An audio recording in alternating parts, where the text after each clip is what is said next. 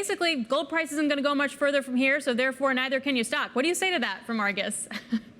Our stock is at a once-in-a-generational price.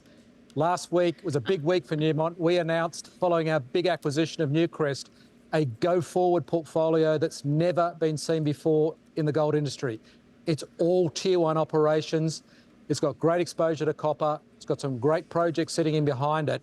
If you come into Newmont stock now and ride the value with us, back us, you're going to go for a journey with us that will significantly increase that stock from where it is today. Tom, I'm laughing because that was a CEO answer if I've ever heard one.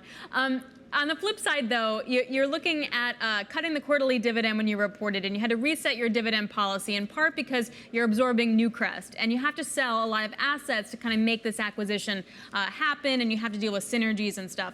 Part of that is $2 billion in cash sale of assets. How's that going? All going to plan, Alex. It's what we announced back in May of last year when we announced the deal. We said there'd be synergies. We said there'd be $2 billion of cash from portfolio optimization. We expected to adjust our capital allocation to match the transformed business. We'll get our balance sheet nice and fit. We'll pay a $1 a share-based dividend. We'll get $2 billion of proceeds at least coming in from those divestments. And a good portion of that money will go towards our $1 billion share buyback. Everything consistent with what we announced in May of last year. How soon do you think those divestments will come, Tom? And once they are done, where does that put Newmont next? We committed to work through 6 assets that we held for divestment. We worked through those for the course of the next 12 months. Process has started with 2 of them. There's a bunch in North America that will start in the next months or so. So we're on track, got clear plans to have that work through over the course of this year. Our focus is on delivering the value and the synergies from our go-forward Tier 1 portfolio. That's our focus for 2024. Get beyond that, we've got some very big copper-gold projects sitting in the wings, waiting to increase our exposure to copper in 25, 26 and beyond. Really exciting time. Are those new projects, are they of the same cost effectiveness as what you have now?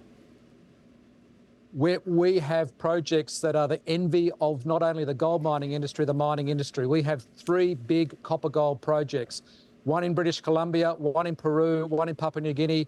They are of a scale that is the match of any copper mining, gold mining company. A really exciting project pipeline that we have sitting there waiting to be implemented. Mark Bristow might challenge you on that, Tom, but fair enough. Tom, I'm curious as to how running your business in terms of your input cost, your labor, your energy costs, what are you noticing? What's the trend? What's this year going to be for you on that front? Everything's pretty consistent with what we're predicting for this year and probably pretty consistent with what we saw last year. So there is some stability in terms of our cost base.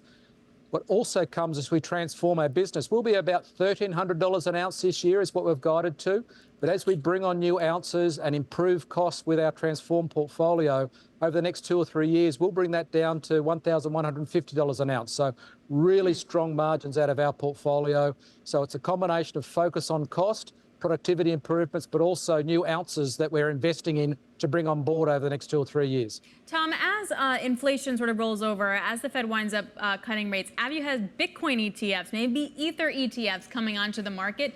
Do you feel like that's just going to, at some point, stop gold's rise? There are just other assets and other macro factors that's going to make gold as an asset class less appealing, which then filters down to Newmont stock? We're pretty excited about the long-term view of gold. We wouldn't have the size of Tier 1 portfolio that we have. We've got 10 Tier 1 operations in our portfolio. We're very excited about the potential of gold, the long-term potential of gold. But the key is to have a margin to whatever that gold price is. So when you're running at $1,100, $1,200 an ounce, you've got a great margin, you're resilient, means you can be generating cash through the cycle, and that's our focus with our long-term portfolio.